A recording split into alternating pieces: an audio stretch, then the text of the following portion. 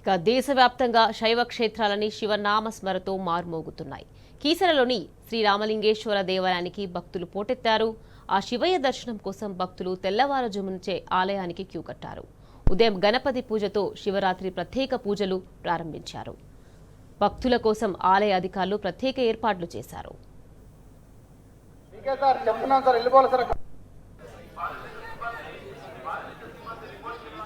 భక్తులకు విజ్ఞప్తి సార్, మీరు అక్కడ ఉండొద్దు సార్, అక్కడ కరువు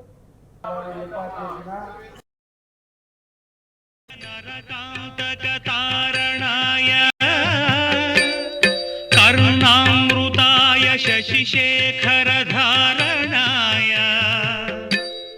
కర్పూరకాంతిధవళాయ జటాధరాయ